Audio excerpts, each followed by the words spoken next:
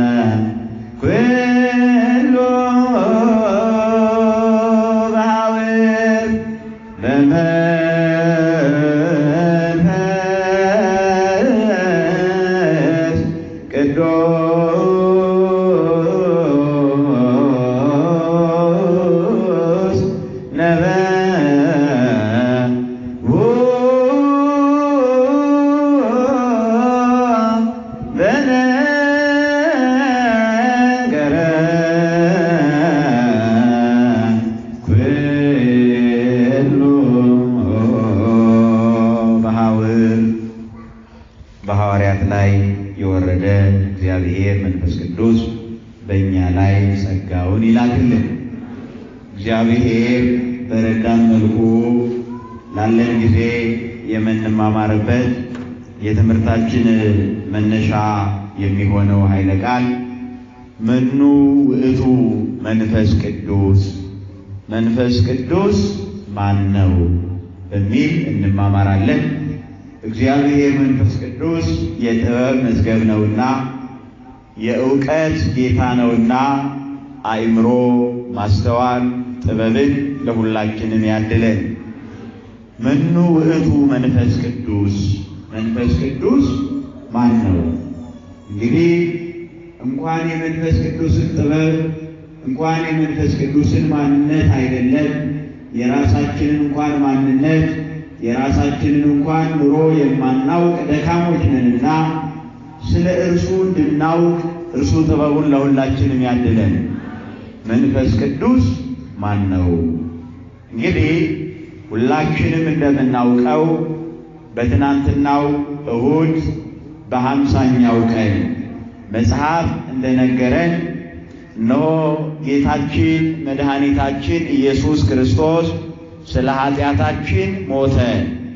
ሞታችንን ድል አድርጎ እነሆ ሞትን አጥፍቶ ሕይወቱን ለእኛ ሰጥቶ በሦስተኛው ቀን ሞትን ድል አድርጎ ሙስና መቃብርን አጥፍቶ መቃብሩን ክፈቱልኝ፣ ድንጋዩን አንሱልኝ፣ አፈሩን ግፉልኝ ሳይል በኃይሉ በሥልጣኑ እነሆ ቀድሞውኑ ማኅተመ ድንግልናዋን ሳይለውጥ ከእመቤታችን ከድንግል ማርያም እንደተወለደ ሁሉ በተዘጋ መቅደስ ገብቶ በተቆለፈ መቅደስ እንደተወለደ ሁሉ በታተመ ማኅፀን በታተመ ድንግልና እንደተወለደ ሁሉ በተቆለፈ መቃብር ጌታችን መድኃኒታችን ኢየሱስ ክርስቶስ ሞትን ድል አድርጎ ተነሳ።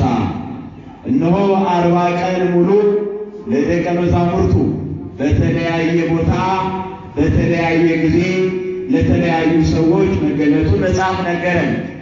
በዚህ በሐዋርያት ሥራ ምዕራፍ 1 ቁጥር 3 ላይ እንደምንመለከተው ወከሰተ ሎሙ ርእሶ ሕያወ እምድኅረ ተንሥአ እሙታን፣ እነሆ ከሙታን መካከል ከተነሳ በኋላ ሕያውነቱን በብዙ ማስረጃ 40 ቀን ሙሉ ራሱን ገለጸላቸው ይላል። 40 ቀን ከሞላ በኋላ ደቀ መዛሙርቱን ባርኮ ወደ ሰማይ በክብር በምስጋና አረገ። ከዛም ጽኑ ተስፋሁ ለአብ፣ የአብን ተስፋ ደጅ ጽኑ።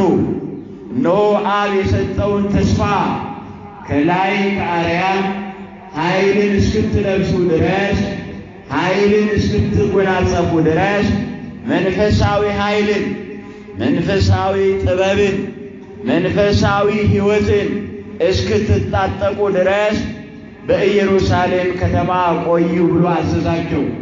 እነርሱ እንደታዘዙቱ በአንድ ቃል ተናጋሪ እንደ አንድ ልብ መካሪ ሆነው ጠበቁት። እነሆ ከተነሳ በኋላ በ50ኛው ቀን ካረገ በኋላ በ10ኛው ቀን ወአመ ተፈጸመ በዓለ ጴንጠቆስቴ ይላል። በዚህ በሐዋርያት ሥራ ምዕራፍ 1 ምዕራፍ 2 ቁጥር 1 ላይ በዓለ 50 የተባለው ቀን በተፈጸመ ጊዜ ጴንጠቆስቴ ማለት በግሪክ 50ኛው ቀን ማለት ነው። ስንተኛው ቀን? 50ኛው ቀን።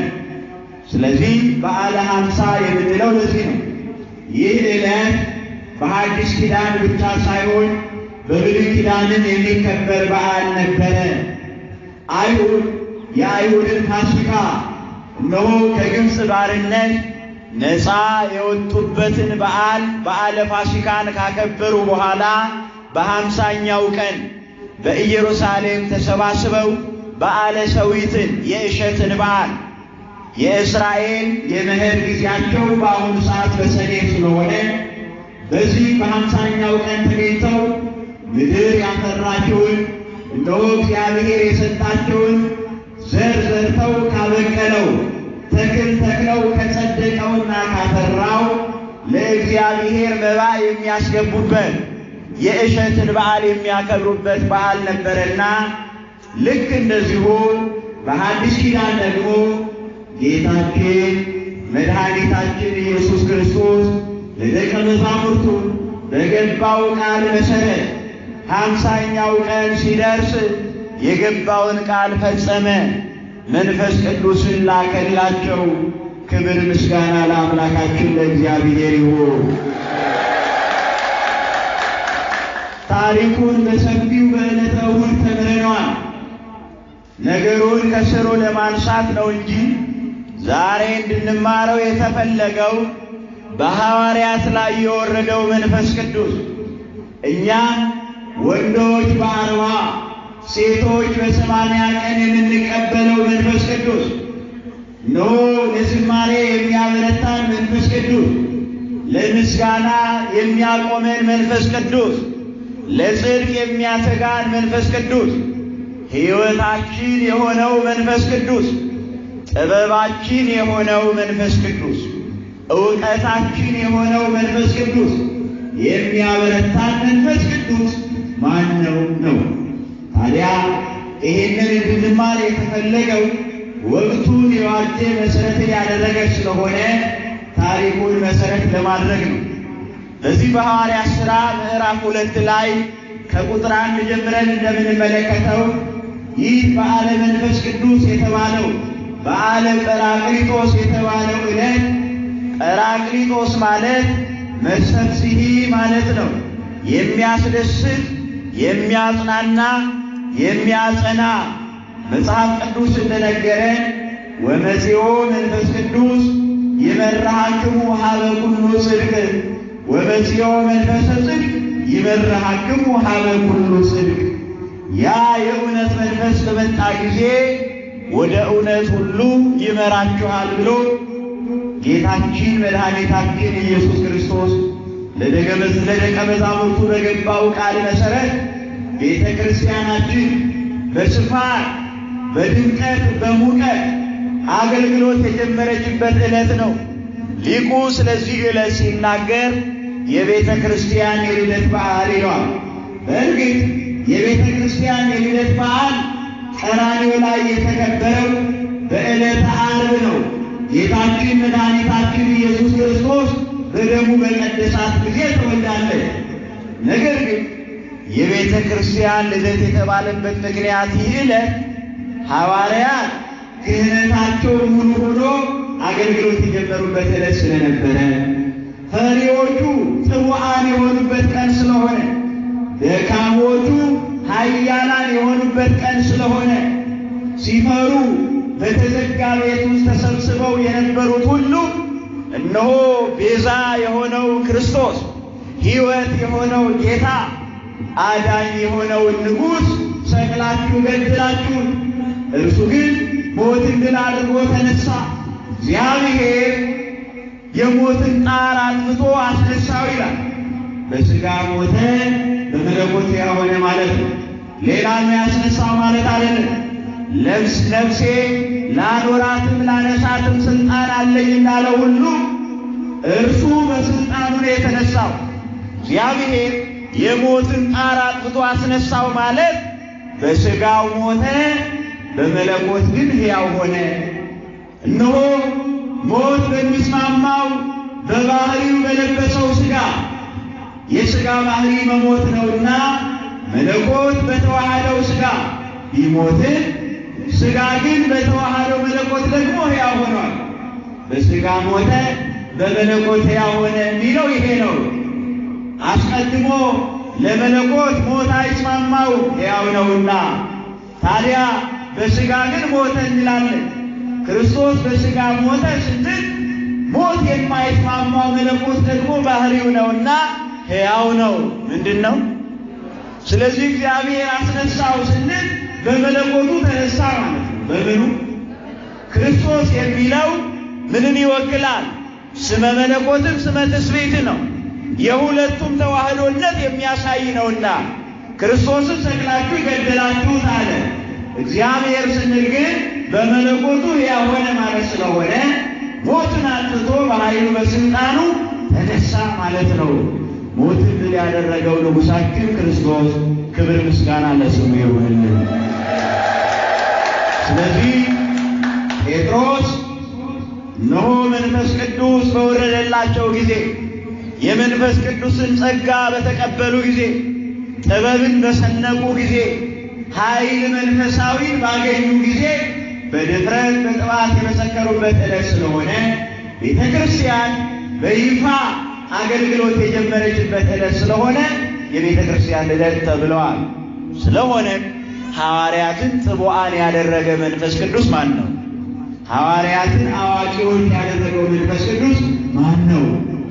ሐዋርያት ደፍረው እንዲመሰክሩ እሳቱን እንዳይፈሩ፣ ሰይፉን እንዳይፈሩ፣ መከራውን እንዳይፈሩ፣ ይልቁንም መከራ በበዛባቸው ጊዜ፣ ሰይፍ በተሳለባቸው ጊዜ፣ ድንጋይ በተወረወረባቸው ጊዜ፣ በታሰሩ ጊዜ ደስ እያላቸው ከመከራ እንዲወጡ፣ መከራው እንዲያበረታቸው፣ ፈተና እንዲያጸናቸው ሲያደርጋቸው የነበረው መንፈስ ቅዱስ ማን ነው? ስለሆነም 3 ነጥቦችን ብቻ እናያለን። ስንት ነጥቦችን? 3 ነጥቦችን። አንደኛ መንፈስ ቅዱስ ማን ነው ለሚለው መንፈስ ቅዱስ ገባሬ ዓለማት ፈጣሪ ዓለማት ነው። መንፈስ ቅዱስ ከአብና ከወልድ ጋር ሆኖ ዓለምን ካለመኖር ወደ መኖር ያመጣ የሚታየውንና የማይታየውን የሰራ ለምልአተ መለኮቱ ወሰን ድንበር የሌለው ምሉእ የሆነ የራሱ አካል ያለው ከሦስቱ አካል አንዱ አካል ከሦስቱ ቅዱስ አንዱ ቅዱስ መንፈስ ቅዱስ ማለት እርሱ ነው። መንፈስ ቅዱስ ማን ነው ስላችሁ ከሦስቱ አካል አንዱ አካል ነው ትሉኛላችሁ። መንፈስ ቅዱስ ማን ነው? መንፈስ ቅዱስ ማን ነው? አንዱ መልስ ይሄ ነው። ሁለተኛው መንፈስ ቅዱስ ማን ነው ስንባል ከሦስቱ ቅዱስ አንዱ ቅዱስ ነው። አሁንም ትመልሱልኛላችሁ። መንፈስ ቅዱስ ማን ነው ንገሩኝ። መንፈስ ቅዱስ ማን ነው? ከሦስቱ ቅዱስ አንዱ ቅዱስ ነው። ሦስቱ አካላት የሚባሉት እነማን ናቸው ሲባል አብ፣ ወልድ፣ መንፈስ ቅዱስ። እየገባችሁ ነው? አሁን መሰረታዊ ትምህርት ነው። አሁን መሰረታዊ ሐሳብ ነው የምንይዘው። ተማርን፣ መምህር መጥቶ ነበር፣ ጉባኤ ነበር ብለን እንድናወራ አይደለም። መስመር ይዘን ነው የምንሄደው። መሰረት ይዘን ነው የምንሄደው። ይሄ ነው የቤተ ክርስቲያናችን የሃይማኖት መሰረት የሚባለው። ሊቃውንቱም ምን ብለዋል? ወነአምን በመንፈስ ቅዱስ እግዚእ ማሕየዊ ዘሰረጸ እምአብ ንስግድ ሎቱ ወንሰብሖ ምስለ አብ ወወልድ ዘነበበ በነቢያት። ይሄ ሁልጊዜ የምትጸልዩት ጸሎት ነው። ጸሎተ ሃይማኖት የሚባለው የሃይማኖት ጸሎት፣ የሃይማኖት መሰረት፣ የሃይማኖት አንቀጽ፣ የሃይማኖት ሐሳብ መግለጫ አባቶቻችን የሃይማኖት አቋማቸውን የገለጹበት አንቀጻቸው ላይ ጌታ በሆነ በመንፈስ ቅዱስ እናምናለን። ምን በሆነ? ምን በሆነ? ጌታ በሆነ በመንፈስ ቅዱስ ምን እንላለን? እናምናለን። ለምን? ዓለማትን የፈጠረ ጌታ ነዋ። ዓለማትን የሠራ ጌታ ነዋ። ዓለምን ካለመኖር ወደ መኖር ያመጣ አምላክ ነውና ጌታ በሆነ ብለዋል። ይህንን የተናገሩት 150 ሊቃውንት በቁስጥንጥንያ ጉባኤ ላይ ነው። እነሆ በቤተ ክርስቲያናችን ታሪክ ላይ 3 ዋና ዋና ጉባኤያት አሉ። የመጀመሪያው ጉባኤ ማን ይባላል? ጉባኤ ማን ይባላል? ኒቅያ ይባላል። 325 ዓመተ ምህረት ላይ ኒቅያ ላይ የተካሄደው ጉባኤ በዚህ ወልድ ፍጡር በመለኮቱ ብሎ የተነሳው መናፍቅ አርዮስ ድል የተደረገበት ነው።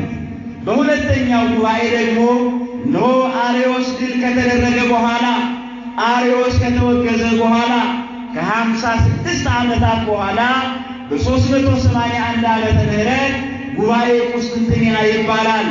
መቅዶኒዎስ የሚባል መንፈስ ቅዱስ ደግሞ አካል የለውም ሕጹጽ ነው ብሎ ተናግሮ ነበርና ኖ ሊቃውንቱ ምን አሉ? መንፈስ ቅዱስ አካል የሌለው የጎደለ ሳይሆን ለምልአተ መለኮቱ ወሰን ድንበር የሌለው ምሉእ የሆነ ዓለማትን የፈጠረ ዓለማትን ያሆነ ዓለማትን የሰራ ከሦስቱ አካል አንዱ አካል ከሦስቱ ቅዱስ አንዱ ቅዱስ ነው።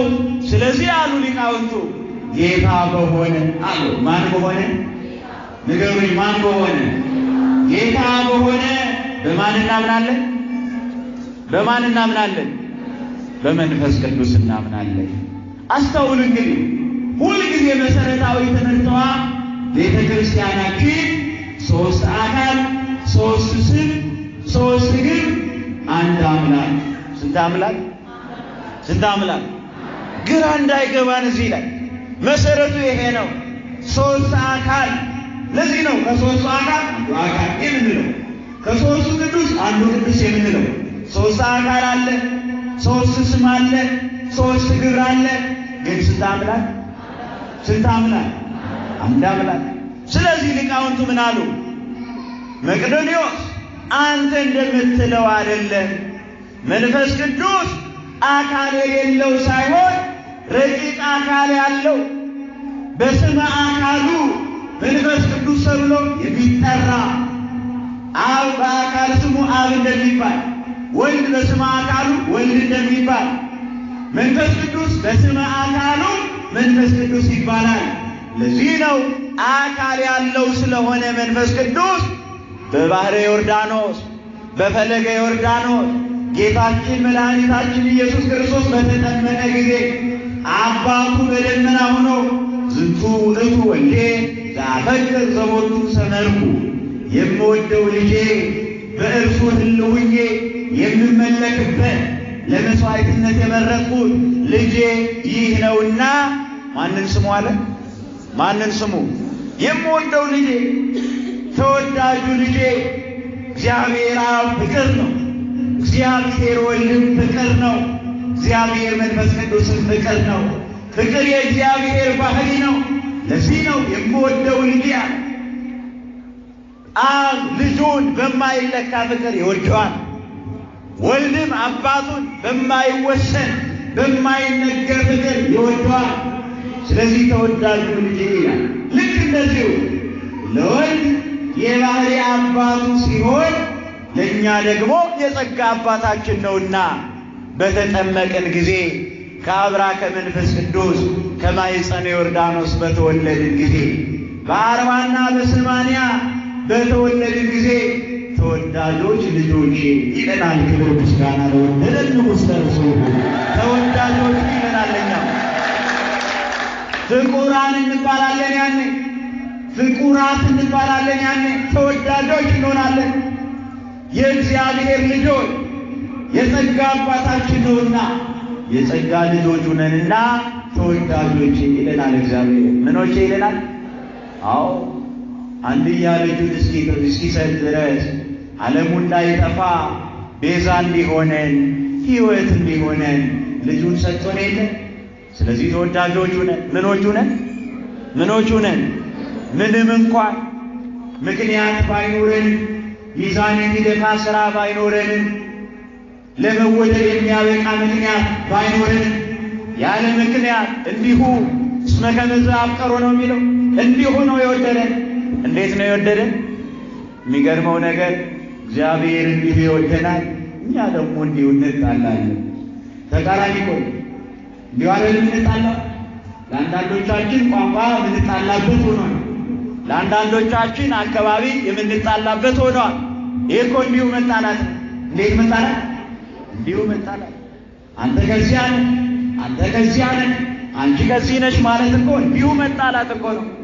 ሲሆን እንዲሁ በተዋደድ ካልሆነ ደግሞ እንዲሁ መጣላት ምን አመጣው? እግዚአብሔር ፍቅሩን ያብዛል።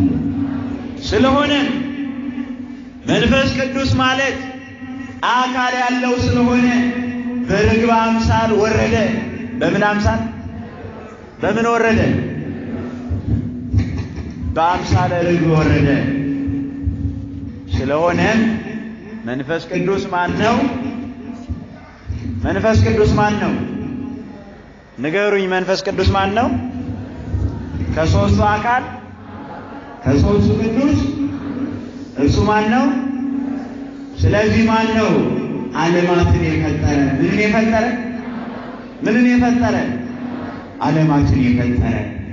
አሁን ልናስተውለው ወደ መጽሐፍ ቅዱሱ ሐሳብ መንፈስ ቅዱስ ማን ነው ሲባል ፈጣሪ ነው ብለናል። መንፈስ ቅዱስ ማን ነው? እስኪ መጽሐፍ ቅዱስ ምን ይለናል? በዚህ ኦሪት ዘፍጥረት ኦሪት ዘልደት ምዕራፍ 1 ቁጥር 3 ላይ የእግዚአብሔር መንፈስ ቅዱስን ፈጣሪነት ይናገራል። እንዲህ ይላል፣ ወመንፈሰ እግዚአብሔር ይጼልል መልዕልተ ማይ። የእግዚአብሔርን መንፈስ በውሃ ላይ ሰፎ ነበር ይላል። የማን መንፈስ? የማን መንፈስ? የእግዚአብሔር መንፈስ በምን ላይ ሰፎ ነበር? በውሃ ላይ። መቼ? በጥንተ ተፈጥሮ ኖ በቀዳሚ ገብረ እግዚአብሔር ሰማይ ወምድረ። እግዚአብሔር በመጀመሪያ ሰማይና ምድርን ፈጠረ ይላል። ከዚያ በኋላ ኖ የእግዚአብሔር መንፈስ በውሃ ላይ ሰፎ ነበር ይላል። በጥንተ ተፈጥሮ ዓለም ሳትጸና፣ ምድር ሳትረጋጋ፣ ምድር እንደ ውሃ በምትዋልልበት ጊዜ የእግዚአብሔር መንፈስ ዓለማትን ያጸና ነበር፣ ምድርን ይባርክ ነበር። ስለዚህ ዓለምን የፈጠረ፣ ዓለምን ያጸና፣ ዓለምን ያረጋጋ እግዚአብሔር መንፈስ ቅዱስ ነው። ክብር ምስጋና ዓለምን ለሚያጸና ለእግዚአብሔር መንፈስ ቅዱስ ነው። ስለዚህ መንፈስ ቅዱስ ማን ነው? ፈጣሪ ነው። መንፈስ ቅዱስ ማን ነው? ማን ነው? መንፈስ ቅዱስ ፈጣሪ ነው። አንደኛ።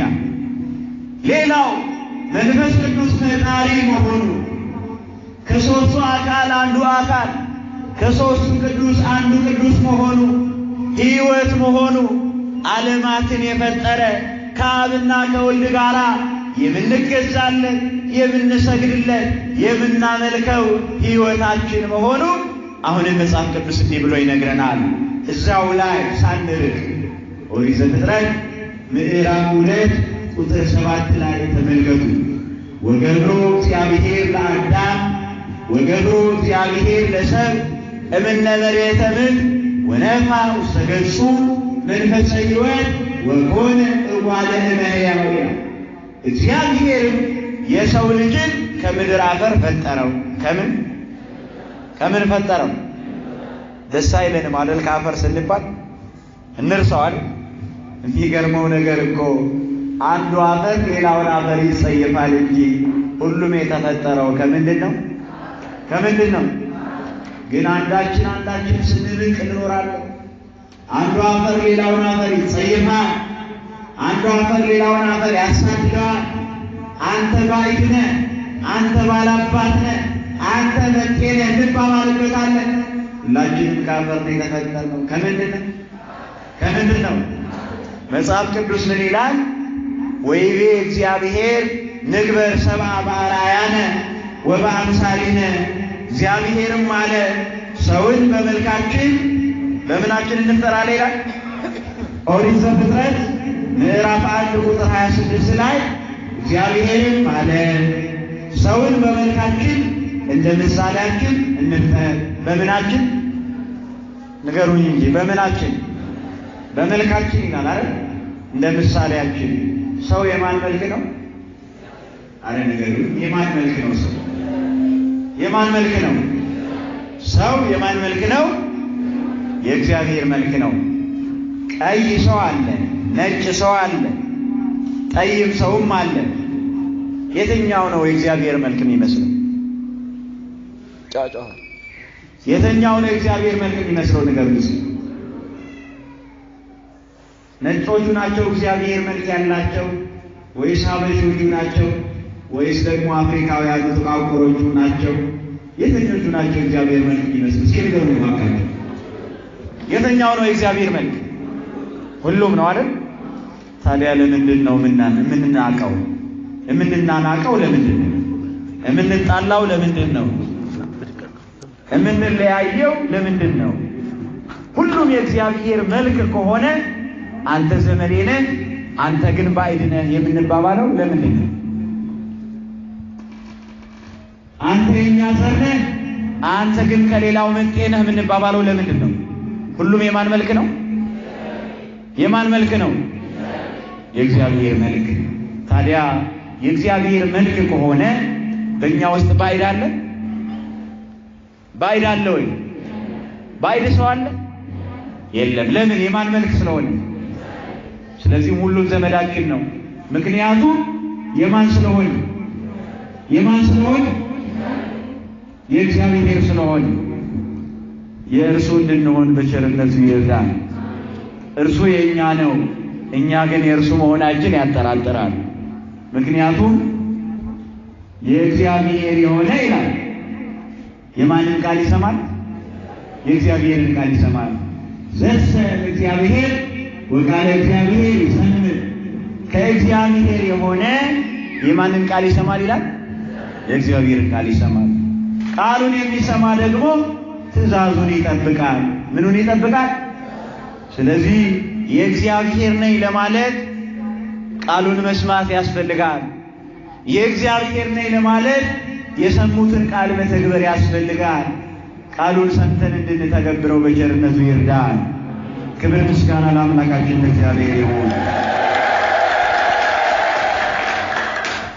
ስለሆነም መንፈስ ቅዱስ ማን ነው ስንል ፈጣሪ ነው ብለናልና ኦሪት ዘፍጥረት ምዕራፍ 2 ቁጥር 7 ላይ እግዚአብሔርም የሰው ልጅን ከምድር አፈር ፈጠረው፣ በአፍንጫውም ላይ የሕይወትን እስትንፋስ እፍ አለበት፣ ሰውም ሕያው ነፍስ ያለው ሆነ ይላል። ስለዚህ ሕይወታችን ማን ነው? ማን ነው ሕይወታችን? እግዚአብሔር መንፈስ ቅዱስ። ሕይወታችን ማን ነው? ስለዚህ መንፈስ ቅዱስ ማን ነው ሲባል ፈጣሪ ነው። መንፈስ ቅዱስ ማን ነው ሲባል ሕይወታችን ነው። ምናችን ነው? ሁላችንም የተሰራ ነው ከአፈር ነው። ከከበረ ማዕድን ከተከበረ ወርቅና ዕንቁ ስለተሰራን አይደለም የከበር ነው። ክቡር መንፈሳዊ ሕይወት በአፍንጫችን ስለሰጠን ሕያው ሆንን እንጂ እኛስ የተሰራ ነው ከአፈር ነበረ። ስለዚህ መንፈስ ቅዱስ ማን ነው ሲባል ሕይወታችን ነው። ክብር ምስጋና ሕይወታችን ለሆነ መንፈስ ቅዱስ። ስለዚህ መንፈስ ቅዱስ ሕይወታችን ነው። መንፈስ ቅዱስ ምናችን ነው? ምናችን ነው? ሕይወታችን ነው። ሕይወታችን የሆነውን መንፈስ ቅዱስ መጠበቅ፣ ከእርሱ ጋር መኖር ያስፈልጋል። ልጅነት አለን፣ ከመንፈስ ቅዱስ ተወልደናል። ልጅነታችንን መጠበቅ፣ ጸጋችንን ማክበር ደግሞ ይጠበቅብናል። ስለሆነም መንፈስ ቅዱስ ማን ነው ሲባል ሕይወታችን ነው። ምናችን ነው? መሰረታችን። መንፈስ ቅዱስ ማን ነው ስንል አንደኛው ነጥባችን ፈጣሪ ነው ብለናል። ማን ነው ብለናል? አሁን ፈጣሪ መሆኑን ነው እየዘረዘርን ያለ ነው። በኋላ ላይ ደግሞ መንፈስ ቅዱስ እግዚአብሔር ነው እንላለን። መጨረሻ ላይ መንፈስ ቅዱስ ልዩ አካል ነው እንላለን። እነዚህ ናቸው ነጥቦቻችን። አሁን ግን መንፈስ ቅዱስ ማን ነው ስንል ፈጣሪ ነው ብለናልና ፈጣሪነቱን በመጽሐፍ ቅዱስ እያየን ነው። ሌላው በዚህ በመጽሐፈ ኢዮብ ምዕራፍ 33 ቁጥር 4 ላይ እንዲህ የሚል ቃል አለ። የመንፈስ ቅዱስን ፈጣሪነት ይነግረናል። መጽሐፈ ኢዮብ ምዕራፍ 33 ቁጥር 4 ላይ የእግዚአብሔር መንፈስ ፈጠረኝ ይላል። የማን መንፈስ? የእግዚአብሔር መንፈስ ማን ነው? የእግዚአብሔር መንፈስ ማን ነው? ንገሩኝ እንጂ። የእግዚአብሔር መንፈስ ማን ነው? መንፈስ ቅዱስ። መንፈስ ቅዱስ የማን መንፈስ ነው? የእግዚአብሔር መንፈስን በውሃ ላይ ሰፎ ነበር ብለናል አይደል? ስለዚህ የእግዚአብሔር መንፈስ ፈጠረኝ ሲል የማን መንፈስ ነው? የእግዚአብሔር መንፈስ። የእግዚአብሔር መንፈስ ደግሞ ማን ነው ሲባል መንፈስ ቅዱስ። ስለዚህ መጽሐፍ ምን አለ? የእግዚአብሔር መንፈስ ፈጠረኝ፣ ሁሉን የሚችል የአምላክ እስትንፋስ ሕይወትን ሰጠኝ። የማን እስትንፋስ? ይሰማቸዋል አይደል? ተረጋጉና ዝም ብላችሁ ስሙ። የእግዚአብሔር መንፈስ ፈጠረኝ፣ ሁሉን የሚችል የአምላክ እስትንፋስ። የአምላክ እስትንፋስ ማን ነው? መንፈስ ቅዱስ። ይህንን እንድናውቅ ነው። አብኒ ልቦሙ ለወልድ ወለመንፈስ ቅዱስ ወወልድኒ ቃሎሙ ለአብ ወመንፈስ ቅዱስ ወመንፈስ ቅዱስኒ እስትንፋሶሙ ለአብ ወወልድ። የወልድና የመንፈስ ቅዱስ ልባቸው አብ ነው። የአብና የመንፈስ ቅዱስ ቃላቸው ወልድ ነው። የአብና የወልድ እስትንፋሳቸው ሕይወታቸው መንፈስ ቅዱስ ነው። ስለዚህ ኢዮብ የእግዚአብሔር መንፈስ ፈጠረኝ፣ ሁሉን የሚችል የአምላክ እስትንፋስ ምንን ሰጠኝ አለ? ሕይወትን ሰጠኝ። ሕይወታችን ማን ነው? ክብር ምስጋና ሕይወታችን ለሆነ ለመንፈስ ቅዱስ ይሁን። መንፈስ ቅዱስ ማን ነው ስንል ፈጣሪ ነው አልን። መጽሐፈ ኢዮብ ደግሞ ምን አለን? የእግዚአብሔር መንፈስ ፈጠረኝ። የፈጠረን የማን መንፈስ ነው? የማን መንፈስ? የእግዚአብሔር መንፈስ ፈጠረኝ። ሁሉን የሚችል ስንቱን የሚችል? ሁሉን የሚችል ማን ነው? ፈጣሪ። ማን ነው ሁሉን የሚችለው? ሁሉን የሚችለው ማን ነው? አያችሁ፣ ከአብና ከወልድ ጋር ዓለምን የፈጠረ ያለው ለዚህ ነው። ልክ ወልድም እኮ እንደዚህ ምን ይላል? ሁሉ በእርሱ ሆነ ይለዋል። ለማን? ለወልድ። በመጀመሪያ ቃል ነበረ፣ ቃልም በእግዚአብሔር ዘንድ ነበረ፣ ቃልም እግዚአብሔር ነበረ አለንና ሁሉ በእርሱ ሆነ ማለት ፈጠረ ማለት ነው። መጽሐፈ ኢዮብ ምን አለን? ሁሉን የሚችል አምላክ። ስንቱን የሚችል? ሁሉን የሚችል አምላክ። ሁሉ በእርሱ ሆነ ያለው ለወልድ ነው፣ ለቃል እግዚአብሔር ነው። ሁሉ በእርሱ ሆነ፣ ከሆነውም ነገር ሁሉ ያለ እርሱ የሆነ የለም አለ። በአንዲት ክሂል፣ በአንዲት ፈቃድ፣ በአንድ ስልጣን ዓለምን የፈጠረ እግዚአብሔር ነውና መንፈስ ቅዱስ ደግሞ ከሦስቱ አካል አንዱ አካል ነውና ከሦስቱ ቅዱስ አንዱ ቅዱስ ነውና ዓለምን የፈጠረ ዓለምን የሰራ ከሦስቱ አካል አንዱ አካል ከሦስቱ ቅዱስ አንዱ ቅዱስ ለመልአተ መለኮቱ ወሰን የሌለው ከአብና ከወልድ ጋራ በአንዲት መለኮታዊ ስልጣን የምንሰግድለት የምንገዛለት አምላካችን ሁሉን የሚችል የአምላክ እስትንፋስ መንፈስ ቅዱስ ፈጠረ። ክብር ምስጋና ለአምላካችን እግዚአብሔር። ሁሉን የሚችል ይላል። ስንቱን? የኛ ጌታ ሁሉን ይችላል፣ ሁሉን ያደርጋል፣ ሁሉን ይፈጽማል፣ ሁሉን ይሰራል። እኛማ እንኳን ሁሉን አንዱን ነገር ማቅቶናል። በሕይወታችን ውስጥ የጎደለብንን የሚሞላልን፣ ድካማችንን አስወግዶ ኃይልን የሚያስታጥቀን፣ መርገማችንን አስወግዶ በበረከት የሚያቆመን ሕይወታችን ሁሉን የሚችል መንፈስ ቅዱስ ክብር ይግባው። ሁሉን ይችላል እርሱ። ሁሉን የሚችል አምላክ፣ ሁሉን የሚችል የአምላክ እስትንፋስ ሕይወትን ሰጠኝ ይላል። ስለዚህ መንፈስ ቅዱስ ማን ነው? ፈጣሪ ነው። መንፈስ ቅዱስ ማን ነው? መንፈስ ቅዱስ ማን ነው?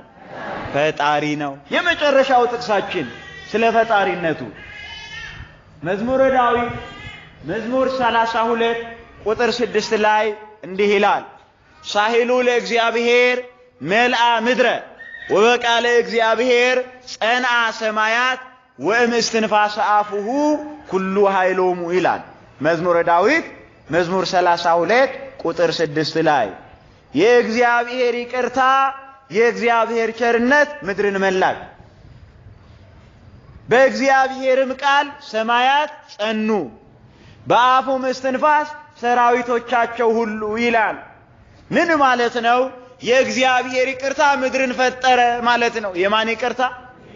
የእግዚአብሔር ቸርነት፣ የእግዚአብሔር ሁሉን ቻይነት ምድርን ፈጠረ። ወበቃለ እግዚአብሔር ሲል ደግሞ ከሦስቱ አካል አንዱ አካል እግዚአብሔር ቃል ወይም እግዚአብሔር ወልድን ይናገራል፣ ያመለክታል። ሰማያት ጸኑ ማለት ሰማያትንና ሰባቱ ሰማያትን ይልቁንም መላእክትን ፈጠረ ማለት ነው። ወእምእስትንፋሰ አፉ ከረቂቅ ስልጣኑ የተነሳ እነሆ የእግዚአብሔር ቸርነት፣ የእግዚአብሔር ይቅር ባይነት፣ የእግዚአብሔር ቸርነት ምድርን ፈጠረ፣ አጸና። ደቂቀ አዳምን የአዳም ልጆችን ማለቱ ነው።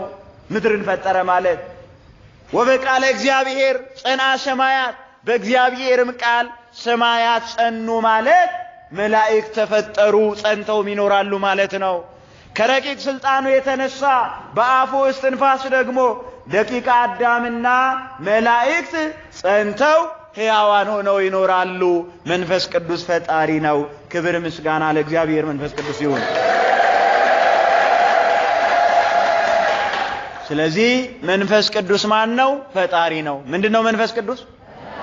ፈጣሪ ዓለማት ገባሬ ዓለማት ሰማይና ምድርን የፈጠረ ከአብና ከወልድ ጋራ የምንሰግድለት ጌታ የሆነ ከአብ የሰረጸ የምናመልከው የምንገዛለት በሐዋርያት አድሮ የተናገረ በመምህራን ላይ አድሮ የሚያስተምረን እንቅልፍን አስወግዶ ለጸሎት የሚያተጋን በደከምን ጊዜ የሚያበረታን ሕይወት የሆነልን ሕይወታችንን የሚጠብቅልን ባዘንን ጊዜ የሚያጽናናን በተከዝን ጊዜ የሚያጽናናን በወደቅን ጊዜ የሚያነሳን በደከምን ጊዜ የሚያበረታን በዛልን ጊዜ የሚያነቃን መንፈስ ቅዱስ ፈጣሪ ነው። ክብር ይግባው። ፈጣሪ ነው።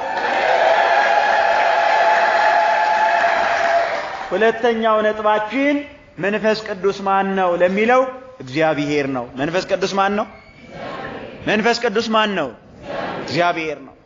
ሐዋርያት መንፈስ ቅዱስን እግዚአብሔር ብለው ሲጠሩት እንመለከታለን። እግዚአብሔር አብ፣ እግዚአብሔር ወልድ፣ እግዚአብሔር መንፈስ ቅዱስ። እግዚአብሔር አብ፣ እግዚአብሔር ወልድ፣ እግዚአብሔር መንፈስ ቅዱስ። ሐዋርያት አስተማሩን እግዚአብሔር መሆኑን። በዚህ በሐዋርያት ሥራ ምዕራፍ 4 መጨረሻው ቁጥር ላይ ስንመለከት ሐዋርያትም እንደ አንድ ቃል ተናጋሪ እንደ አንድ ልብ መካሪ ነበሩ። ኑሯቸውም ማዕዳቸውም አንድ ላይ ነበረ። ስንት ላይ ነበር? እንዴት ይኖሩ ነበር? በአንድነት። በምን ይኖሩ ነበር? በምን ይኖሩ ነበር? አይሰማችሁም እንዴ? በስንት ይኖሩ ነበር? እግዚአብሔር በአንድነት ያኖረን። ክርስትና እኮ በአንድነት የምንኖርበት ሕይወት ነው። የሰው ቁጥር መብዛቱን አይደለም። በመንፈስ ቅዱስ አንድ ነን ሁላችንም። ጸጋ መንፈስ ቅዱስ ተቀብለናል። የመንፈስ ቅዱስን ልጅነት አግኝተናል። ሁላችንም በክርስቶስ አንድ ነን። በክርስቶስ ስንት ነን? ምንድን ነው የሚለው መጽሐፍ? አንዱን እንጀራ እንመገባለንና ብዙዎች ስንሆን አንድ ነን፣ ክርስቶስ አንድ ነውና። ስንት ነውና? ማዕዱ አንድ ነው። የምንመገበው ሕይወታችን፣ ምግባችን፣ መጠጣችን የሆነው ክርስቶስ አንድ ነው። ስንት ነው? አንድ ነው። እኛም ብዙዎች ስንሆን ይላል ሐዋርያው ቅዱስ ጳውሎስ ለቆሮንቶስ ምዕመናን በላከው መልእክቱ ምዕራፍ 10 ላይ ስንመለከት እነሆ ያንን ማዕድ ሁላችን እንመገባለንና ብዙዎች ስንሆን ሁላችንም አንድ ነን ይላል። ስንት ስንሆን? ብዙዎች ስንሆን አንድ ነን። በማን? በክርስቶስ። በማን ነው አንድ የሆነው?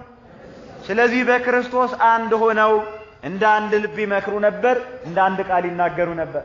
ንብረታቸውም ሀብታቸውም በአንድ ላይ ነበረ።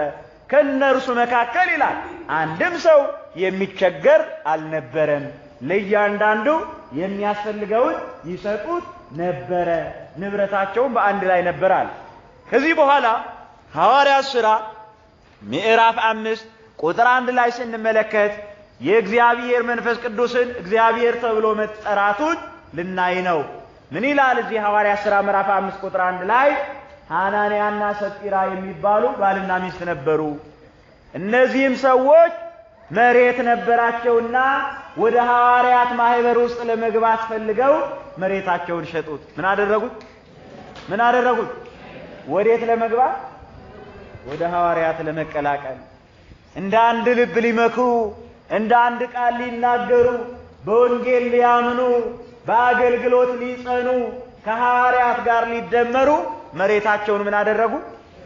ሰይጣን በልባቸው ገባና ክፉ ሐሳብ አሳሰባቸው። ምን አይነት ሐሳብ? ምናልባት የሐዋርያት ማህበር ሊፈርስ ይችላል አሉ። የማን ማህበር? የማን ማህበር ንገሩኝ? የሐዋርያት ማህበር ሊፈርስ ይችላል። ስለዚህ ውድ የተባለውን መሬታችን፣ ርስታችን የሆነውን መሬታችን፣ ሀብት የሆነውን ንብረታችን ሸጠን ሁሉንም ገንዘብ ለሐዋርያት ብናስረክብ የሐዋርያት ማህበር የፈረሰ እንደሆነ መግቢያ የለንም አሉና ታዲያ ምን እናድርግ ሲባባሉ ይሄን ክፉ ሐሳብ ያሳሰባቸው ማን ነው? የሐዋርያት ማህበርማ አይፈርስም። በማን ስለተመሰረተ? በማን ስለተመሰረተ? በክርስቶስ። አልፈረሰችም። በሐዋርያት ማህበር የተመሰረተችው ቤተክርስቲያን ዛሬም ድረስ አለች። ክብር ምስጋና ለአምላካችን ለእግዚአብሔር ይሁን። አልፈረሰችም። ዛሬም እኮ ሊያፈርሷት የሚታገሏት ብዙዎች ናቸው። ዛሬም እኮ ትፈርሳለች ብለው ከደጅ ቆመው የሚጠብቁ ብዙዎች ናቸው። በክርስቶስ ደም ስለተመሰረተች አትፈርስም።